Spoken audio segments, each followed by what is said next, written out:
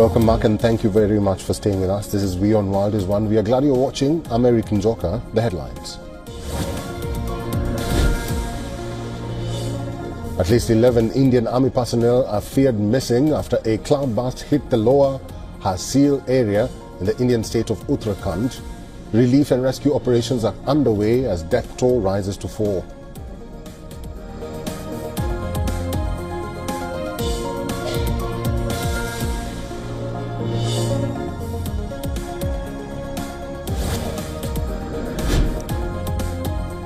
President Trump says the US is close to a trade deal with China and that he will meet his Chinese counterpart Xi Jinping before the end of the year if an agreement is struck.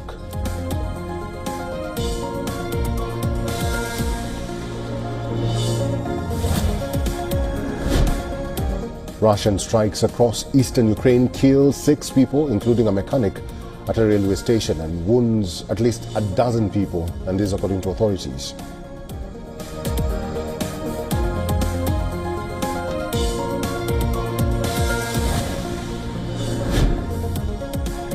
Prime Minister Benjamin Netanyahu says Israel must complete the defeat of Hamas to free hostages held in Gaza a day after Israeli media reported that the army could occupy the entire territory.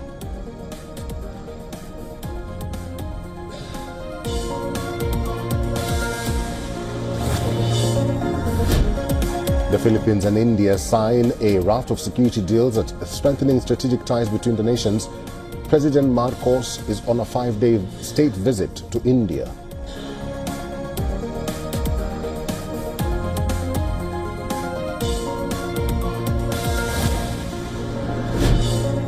PTI claims hundreds of its workers and supporters who took to the streets demanding the release of party chief Imran Khan have been arrested by police in Pakistan's Punjab province.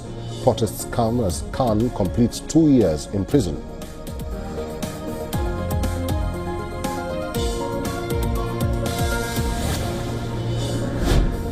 Chinese and Russian navies carry out joint drills in waters near Vladivostok, completing subjects such as joint air defense, maritime combat, joint anti-submarine warfare, and anchorage defense in accordance with the exercise plans.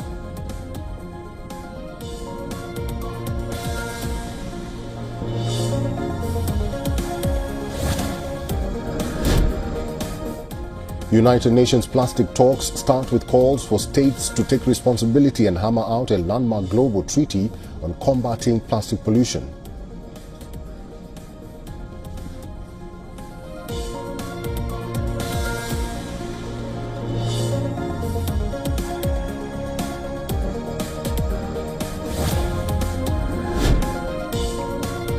Japan logs a new heat record with the mercury hitting 41.8 degrees Celsius. Weather Department warns temperatures may rise further.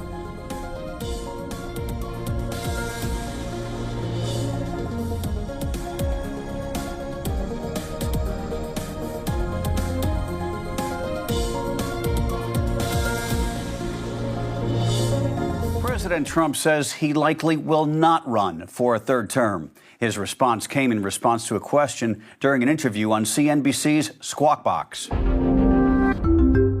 I get the highest vote in the history of Texas, a record that they say won't be beaten unless I run again. Are you going to run again? No, probably not. Okay. Probably not. And you're not going to fire Jay Powell. We'll go all talk about all the stuff that. Hey, Becky, I'd like to run. I have the best poll numbers I've ever had. The 22nd Amendment prohibits anyone from being elected president more than twice. Donald Trump and his allies have repeatedly floated the idea of him running for a third time. In March, the president would not rule out running again, as he told NBC there are methods to do it. According to a Politico analysis, the only way Donald Trump could serve a third term would be by repealing the 22nd Amendment or running for vice president and becoming the president again through succession. Trump 2028 merchandise is already available through the Trump Store. A federal judge blocked an Arkansas law requiring public school classrooms to display the 10 Commandments in a handful of the state's districts. The ruling from District Judge Timothy Brooks only impacts 4 of the state's 237 districts. Brooks, an appointee of President Obama in 2012, called the law obviously unconstitutional in his 35-page ruling, saying it's a coordinated strategy among several states to inject Christian doctrine into public school classrooms. The injunction comes as states like Texas and Louisiana pass similar laws requiring the Ten Commandments in public classrooms. Arkansas's law mandates the commandments be displayed prominently in public classrooms and libraries. It was signed into law by Republican Governor Sarah Huckabee Sanders and took effect Tuesday for most of the state. The lawsuit, filed on behalf of families by the ACLU and other organizations, argues the statute violates the Constitution's separation of state. The plaintiffs say it forces students to adhere to a favored state religion and sought the law to be temporarily blocked as their lawsuit plays out. The ACLU of Arkansas celebrated the temporary injunction, saying it upheld every student's right to learn free from government-imposed faith. Arkansas Attorney General Tim Griffin, who defended the law, responded to the ruling saying he's weighing the remaining legal options. Similar mandates in Texas and Louisiana are also facing legal challenges. Families and religious leaders have filed a lawsuit against Texas to block the state's requirement.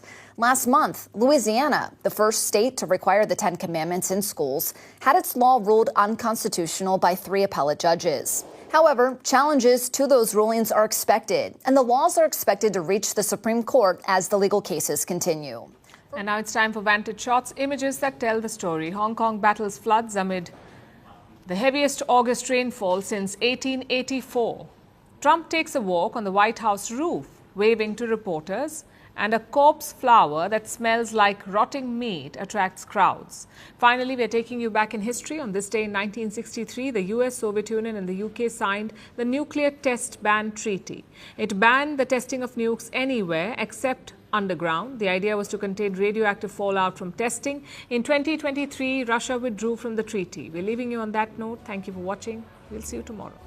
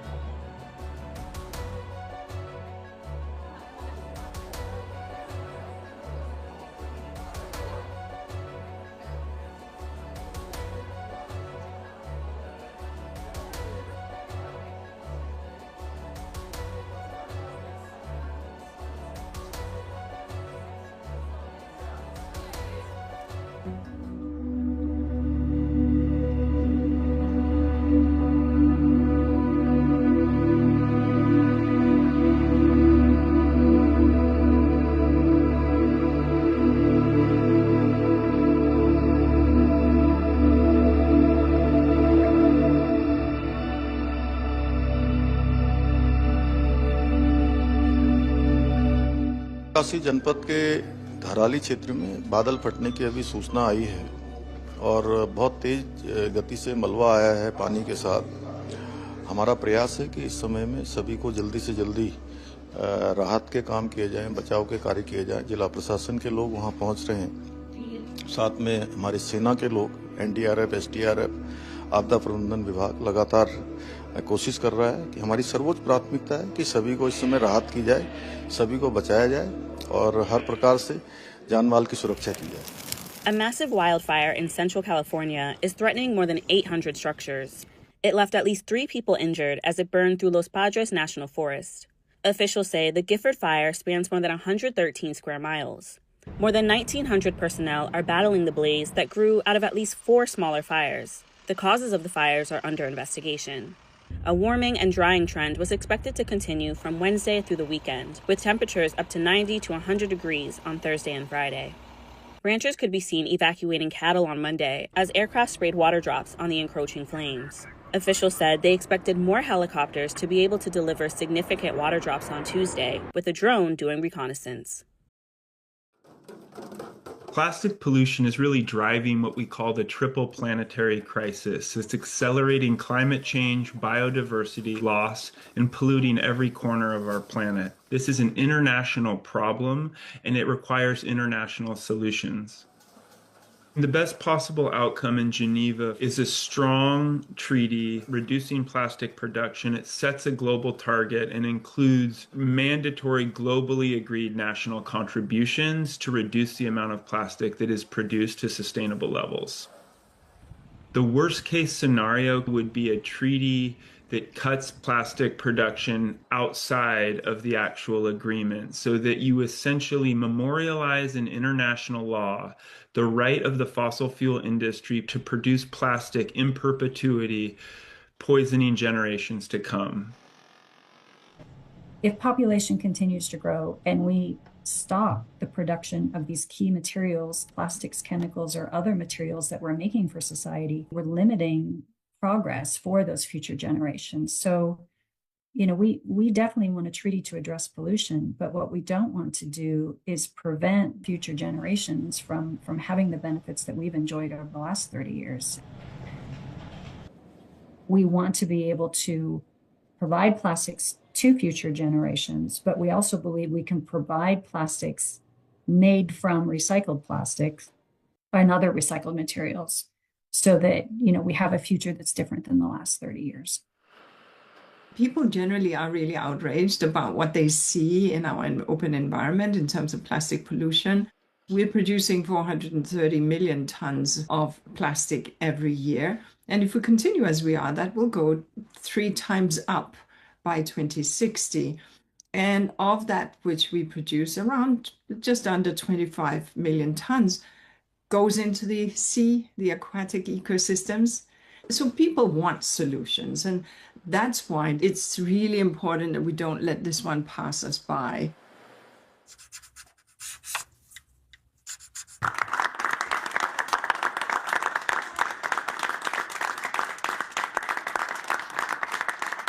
Now, with the creation of this task force, we've unlocked the opportunity to level up our planning and deliver the largest and, yes, greatest games for our nation ever. We'll host approximately 11,000 Olympic and 4,500 Paralympic athletes.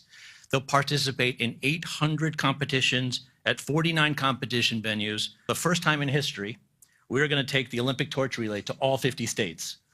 The most states it's ever gone to is 38. And the LA Olympics is shaping up to be a wonderful moment for America. It's going to be incredible. It's so exciting. And with today's action, I'm directing the Department of State, the Department of Justice, the Department of Homeland Security, the FBI, the Secret Service, the Department of Transportation, and many other departments and agencies to use every tool at their disposal to ensure a fantastic, safe, and beautiful event. In 2028, the Olympics is bringing back our national pastime, baseball. Wow, that's great. With teams playing under the lights at the legendary Dodger Stadium, and it is legendary. It's beautiful, one of the most beautiful. Squash players will go head-to-head inside the world-famous Universal Studios.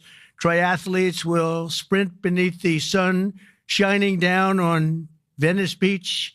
This will be one of the great venues. I mean, when you think of it, right? It's going to be so incredible. Soccer teams will face off at the legendary Rose Bowl. Sailors will race through the waters near the port of Los Angeles, and the opening ceremony will take place at the beautiful Memorial Coliseum, just like the Olympics of 1932 and 1984. That was something. Those were very important Olympics. 1932 was a very important Olympics, wasn't it, huh? For 8 straight consecutive summer games, no one has won more medals than Team USA, which is incredible. We want to keep it that way. Over the years, Team USA has won triple the number of Summer Olympic gold medals as the next closest country, and I'm confident that that's going to continue in 2028. That's an amazing achievement, by the way. between the LA Olympics and the FIFA World Cup next year. We have the World Cup and we have the Olympics, got them both. It's a great time to be a sports fan in America. And maybe, I don't want to say most importantly, but it is a celebration of 250 years. We have our 250th anniversary also during the year, and it's going to be between the three of them. I think there'll be no other time that we've ever had in our history like that. So.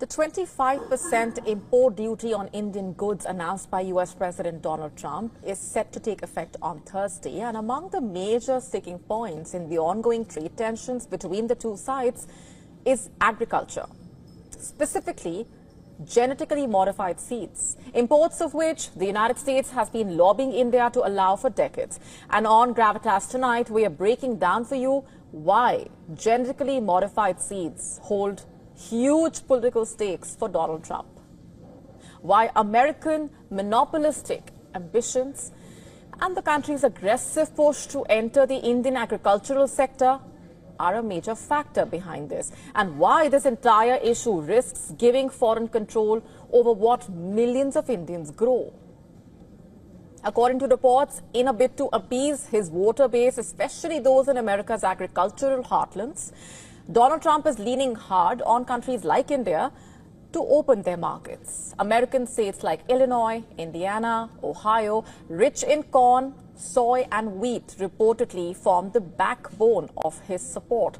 At a time when Trump's approval rating has dropped to just around 40%, the lowest level of his second term in office, by the way, Trump needs to keep his voters happy. So what better way, it seems, than by expanding the export markets of a crucial voter base?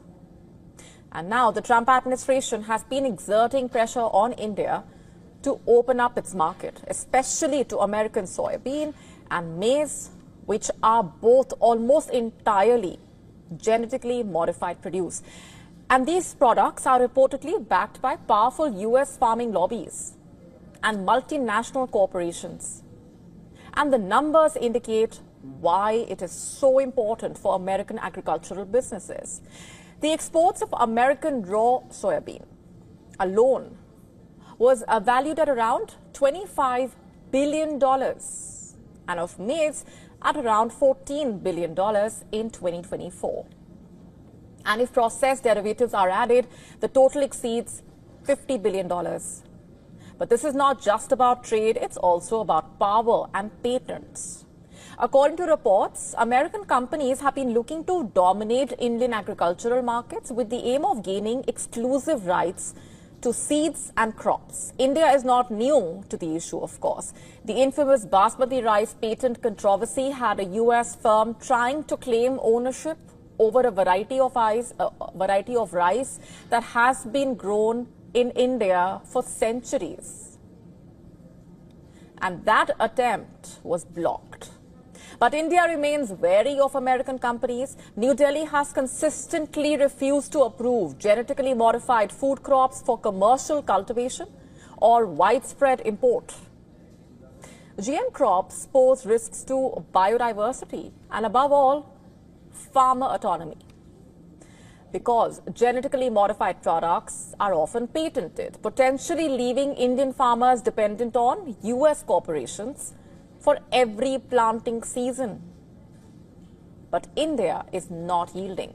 In fact, the government is aware that any compromise on genetically modified imports could harm millions of small farmers, especially given that both maize and soybean are cultivated in more than 12 million hectares of land each in India.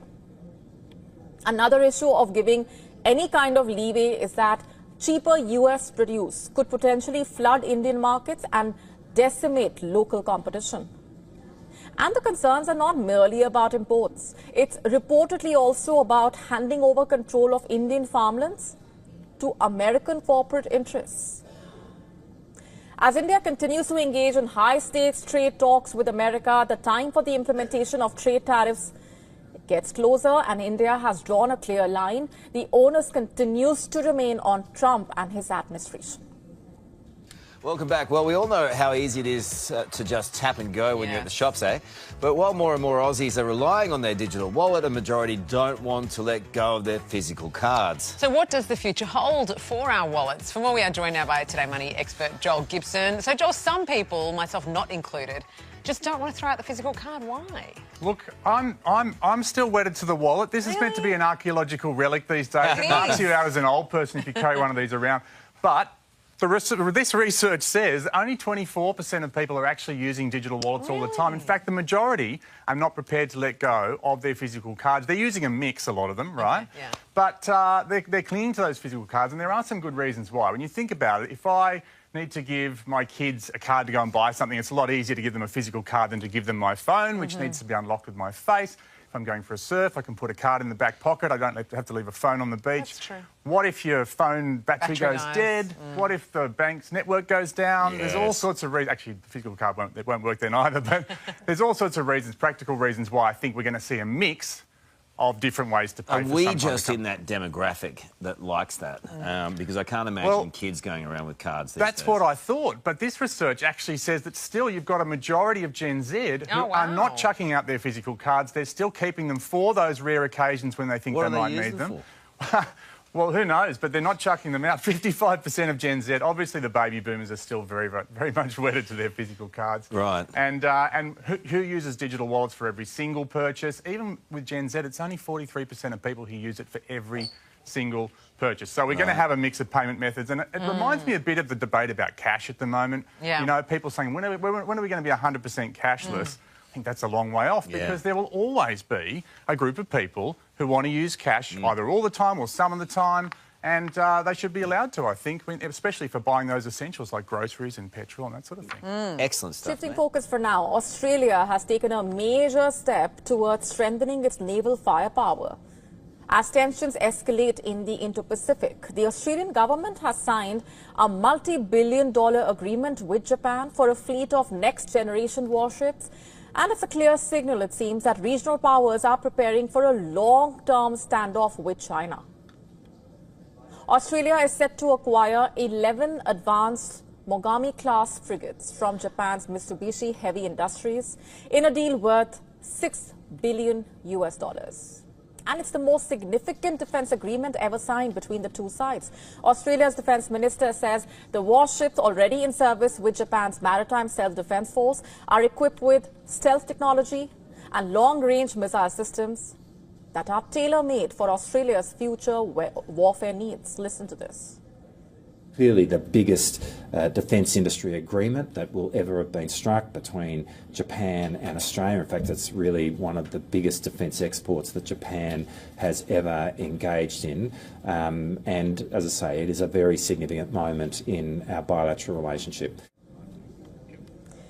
The next generation vessels will feature 32 vertical launch cells, advanced radar systems, electro-optical sensors, sonar, helicopter support facilities. They will also carry Type 17 anti-ship missiles and operate with a crew of just 90 personnel. This modernization will basically see Australia's major warship fleet grow from 11 to 26 over the next decade, as the country pivots towards long-range strike capabilities in response to China's expanding naval reach. Elsewhere in the region, Taiwan conducted its largest ever war games last month, remember. The Hankoang exercises tested the island's resilience against a potential Chinese invasion, with 22,000 reservists participating and live-fire drills featuring US-made HIMARS rocket systems, Abrams tanks, and Taiwan's own Sky Sword air defense missiles. The focus was basically on decentralized command structures, a tactic designed to maintain combat effectiveness even if communications are disrupted. The drills also assess Taiwan's combat readiness against a full-scale attempt to seize the island. Japan is also ramping up its own defenses. The Japan Ground Self-Defense Force launched a surface-to-ship Type 88 missile from Hokkaido Island, marking the first time Japan conducted surface-to-ship missile tests within its territory. In fact, until now, such exercises were held in the United States bases due to cost and logistical constraints. This new approach allows Japan to train more troops at home and reflects Tokyo's view of China as its most serious security threat in the region. Across the Asia-Pacific nations are not just watching China's rise, they are actively preparing to counter it.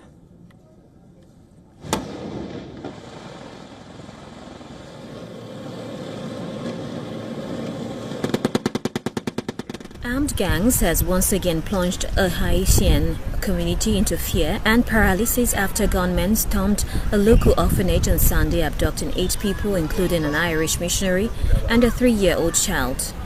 The attack targeted St. Hélène Orphanage in Kenskov, a once thriving agricultural area near Port-au-Prince, now overrun by a violent gang alliance known as Viva Sam. There is almost no one left in the neighborhood. We can't walk here with worried hearts at all times. You see armed gangs, people coming towards you, telling you to run or stop.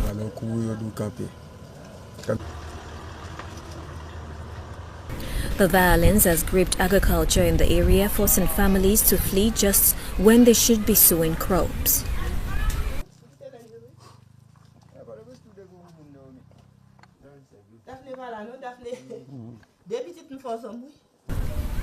We're running when we should be caring for our plantation. We can't do anything during the season. We have to plant beans, but we can't because of the situation. Everyone is running. We can't stay in the area because of the shooting. We can't relax. The incident adds to Haiti's growing humanitarian crisis, with over 1 million people already displaced due to gang violence. According to international aid groups, no group has claimed responsibility for the kidnapping. Rwanda has formally agreed to accept up to 250 migrants deported from the United States under a bilateral initiative signed in June 2025.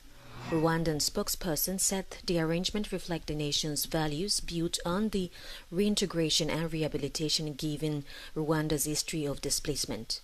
Each deportee will be vetted before arrival and provided with workforce training, healthcare, and accommodation support to facilitate their integration into one of Africa's fastest growing economies.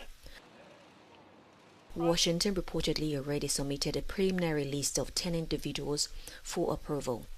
Deportees will only be accepted if they have completed any prison terms or have no pending criminal cases. Child sex offenders are excluded.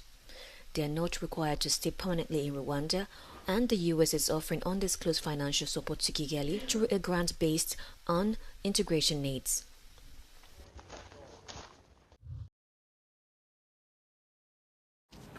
India and Ireland are more than 7,000 kilometers apart, but Ireland has a vibrant community of Indians. Tens of thousands of them call Ireland their home. Most of them study and work in the country, but now they're also living in fear. In recent weeks, attacks have surged against the Indian community in Ireland. Unprovoked, racially motivated attacks.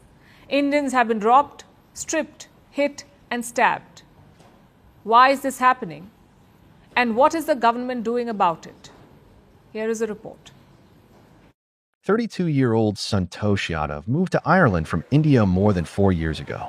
He has been working as a senior data scientist since. On July 27th, he was walking home after having dinner with a friend in Dublin. That's when he was attacked by a gang of 6 teenagers. He was ambushed. They approached him from behind. First, they snatched and smashed his glasses.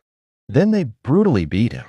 Yadav was hit in his head, face, chest, legs, and left on the pavement to bleed. He was eventually taken to a hospital, where the doctors confirmed that he had head trauma and a fractured cheekbone. But what was Yadav's crime?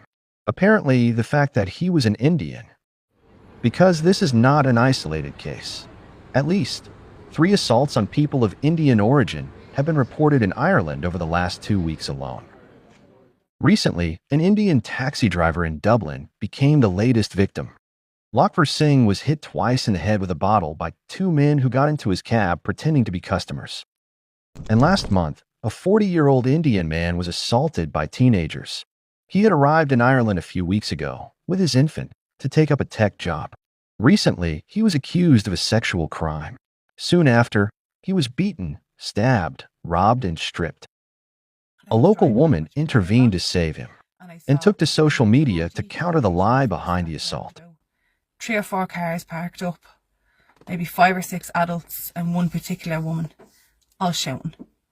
And then I saw this man standing there, completely dripping in blood from his head right down to his toes. His entire body was covered in blood, and he was pouring blood out of his head. This incident fueled both fear and anger. Hundreds of people held anti-racism protests, but nothing seems to have changed. All 3 cases are unprovoked. They are all under investigation as possible hate crimes, but there isn't much of a doubt about this. Racially motivated, systemic attacks are increasing in Ireland, and Indians are increasingly the target. The Immigrant Council of Ireland agrees. This is a non-governmental organization and independent law center based in Ireland. It says that the Indian community has become a particular focus of racist attacks in the country. As per government data, there are approximately 80,000 Indian origin people living in Ireland, out of whom about 10,000 are Indian students. In recent years, Ireland has become a hotspot for Indian students seeking higher education. Many other Indians working in Ireland are engaged in healthcare, IT, engineering, and senior management positions. Their well-being is a key priority for New Delhi. The Indian Embassy in Dublin has issued an advisory to all Indian nationals. They have been urged to avoid deserted places and exercise caution for their personal safety. The embassy is in touch with local authorities, as well as the wider Indian community, assuring them of assistance. According to reports, the embassy has said that the recurrence of attacks on innocent, highly qualified technical experts and professionals has caused widespread fear among the community all over Ireland. Outside of citizens from the UK or the EU, Indians make up the largest migrant population in Ireland. This is thousands of people living peacefully and contributing to the country. At the very least, their safety should be ensured. I'm in front of the United States General Consulate, where a group of demonstrators is protesting against Trump's 50% tariffs on Brazilian exports. We can see here many people from unions, from leftist social movements, and they are being very critical of Trump and also the former president, Jair Bolsonaro, and also siding with Lula in the defense of Brazil's sovereignty. We can see here many people with signs and also dressed as the former president, Jair Bolsonaro, and also President Donald Trump. This is also the governor of São Paulo, Tarcísio de Freitas, lining with them. We can see here signs talking about the tariffs, but also talking about Brazil's importance to maintain its sovereignty and also the importance to keep the trial of Jair Bolsonaro. President Trump confirmed the tariffs for Brazil starting on August the 6th and also created a list of products that will be exempted from those tariffs, like orange juice and aircraft parts, for example. Lula says he's still willing to negotiate with the U.S., but is very clear. Anything related to the former president Jair Bolsonaro and his ongoing trial for allegedly attempting a coup d'etat in Brazil is off the table.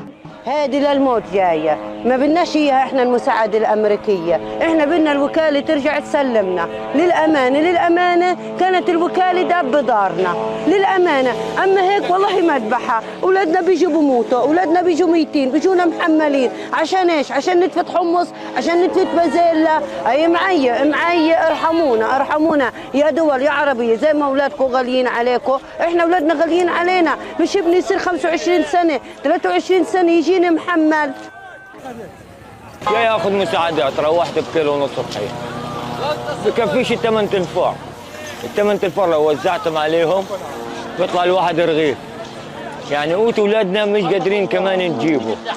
بنطلع من الساعة 5 الصبح 4 الصبح ومنلحقت غير الشهداء والإصابات.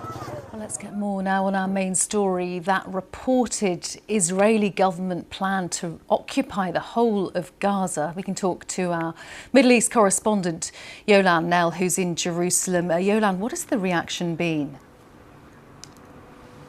Well, I mean, this seems to go, of course, against much of world opinion, but also against much of domestic opinion too, because you have, according to polls, 3 in 4 Israelis who support a ceasefire deal to bring the hostages home. And there is real fear about what this could mean for the hostages, because what it would involve is the Israeli military going into areas that it doesn't currently control. It currently controls about 75% of the Gaza Strip. So it would go into parts of Gaza City, we're told, into parts of the center of Gaza. Those are places where hostages are believed to be held. And so hostage families have been speaking against this, and Israeli military leaders have been coming out against it as well. Now, Palestinians have also denounced this idea, and they point to the fact that, of course, you do have far-right ministers in the Israeli government who call openly for the re-establishment of settlements in Gaza and a permanent occupation, an annexation even, of Gaza. The UN Security Council is meeting later, Yolande. What will they be focusing on? So that is a session that has been called by the Israelis with backing from the US and Panama, actually, really to focus on this issue of the remaining captives in Gaza and their condition. This after we had these really shocking videos that came out last week that showed 2 of the remaining living hostages, Evyatar David and Rom Prelamsky, who were really, looking pale, looking emaciated. Their families have called for much more to be done to highlight their cases and to bring them back, to urgently get them the food and medicines that they need. Gaza itself, Yolande, what is the latest from there? One report from the Israeli military agency Kogat that it will start to allow a controlled entry of goods into Gaza. Yeah, of course, the situation on the ground in Gaza remains dire, and we've got these reports of dozens of people who've been killed and wounded by Israeli strikes, by gunfire in the past day. Some of those while seeking aid. People have been describing, the desperate scrambles to get food from those airdrops. So against that backdrop, with the Israeli authorities saying that they will start to expand the aid that's allowed in, we've also got them saying that they will allow Gazan merchants to resume their imports into Gaza. This is something that's been effective in the past, but this route for goods getting in was closed off about a year ago because the Israeli authorities said that they were worried that it was being taken advantage of by Hamas. Now they say they've come up with a new mechanism to get supplies in, and that could involve things like baby food, fresh fruits and vegetables, and hygiene supplies, things that are desperately needed by people on the ground. One of the reasons that this is a more effective way of getting aid in is often the local merchants will do something that the UN and its partners are not ready to do, which is to use armed guards, local people guarding their convoys, bringing them in to ensure that they reach the warehouses and are not looted. Yolande, thank you very much. Yolande Nell. Israeli Prime Minister Benjamin Netanyahu is debating whether to intensify Israel's war in Gaza. Israel launched this war nearly 2 years ago in response to Hamas's October 7th attacks. Since that time, the offensive has caused widespread destruction across Gaza. In fact, Gaza health authorities say that the death toll has now risen above 61,000 Palestinians. But with ceasefire efforts deadlocked, Netanyahu is now consulting with his top security advisors, and they are debating whether to order a full reoccupation of Gaza. This is a step that would be aimed at increasing the pressure on Hamas. Remember, Netanyahu has vowed to press ahead until Hamas is destroyed and until it releases all of the hostages it still is holding. But this also would be extremely risky. It would certainly deepen the conditions and the suffering that we see in Gaza. It would almost certainly trigger more international criticism and condemnations of this offensive. And it would also risk endangering the lives of the 20 or so hostages who are still believed to be alive.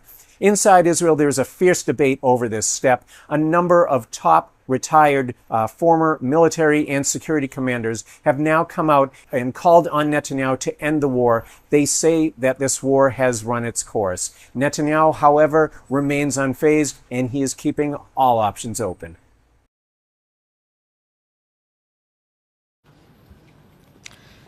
We've been covering Gaza every day since last week, and the reason is simple. The situation was too dire to ignore. Starvation had set in, global opinion was shifting, all indications were that something would give. And it appears that something is about to, but not for the good. Reports say Israel is moving closer to occupying Gaza. And I mean all of Gaza. Right now, they control around 75% of the Gaza Strip. Israel has not ventured into the areas where hostages have been held. But with a full occupation, that will change. It could lead to hundreds of deaths and more suffering. So when will Israel pull the trigger? Officials say Netanyahu has made up his mind. He needs his cabinet to sign off. The Prime Minister was planning to convene it this week, but new reports say it's been postponed. Why? Because of divisions. Netanyahu's cabinet is deeply divided on occupation. His far-right allies support it, but a lot of key figures do not. Like Foreign Minister Gideon Sa'ar and Israel's army chief Eyal Zamir. Reports say Zamir is opposed to the occupation plan. He has two main worries. One, a full occupation will endanger the hostages. Hamas will have no reason to keep them alive. And two, it's a high-risk operation. We are talking about storming Hamas strongholds. Chances are it will lead to many casualties, and for these reasons, the Israeli army chief is not on board. But Netanyahu's allies do not care. They're floating the idea of firing him, basically getting a new chief who will get the job done. And what about America? Is Donald Trump okay with this plan? Washington has not commented yet, but their peace push has certainly stalled. Trump's envoy admitted that his proposals had failed. So once again, it comes down to Netanyahu. He's keeping his cards close to his chest. Yesterday, he spoke about 3 goals in Gaza. These achievements, of course, are behind us, but it is still necessary to complete the defeat of the enemy in Gaza, to release all our hostages, to ensure that Gaza will no longer pose a threat to Israel. We are not giving up on any of these tasks. We will do it together through the great sacrifice of our male and female fighters. This is a U-turn for Netanyahu. When the war started, he had ruled out occupation. In fact, listen to what he said in November 2023. We don't seek to govern Gaza, we don't seek to occupy it, but we seek to give it and us a better future, and that requires defeating Hamas. Clearly, that has changed. Netanyahu is closer than ever to occupation. If he goes ahead, it would turn back the clock. Israel captured Gaza in the 1967 war. They went on to occupy it until 2005. Around 20 years later, we could be going back to square one, and the consequences could be deadly. Gaza has already been devastated by 22 months of war. Another escalation is unjustifiable. Because look at the scenes there. Aid officials have compared it to the Hunger Games. That's how desperate the situation is. Only a fraction of the required aid is entering. As a result, distribution is chaotic. Just look at the scenes around aid trucks and airdrops.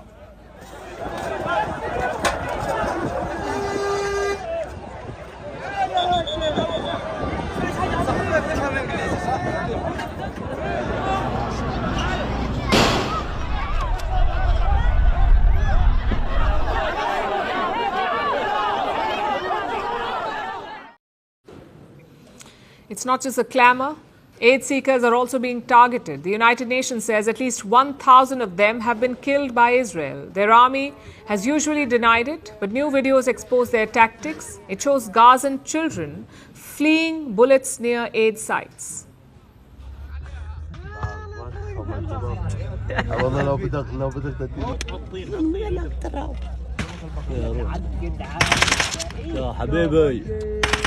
مزعجينهم يا ابو اللي سوى فيهم يا حرام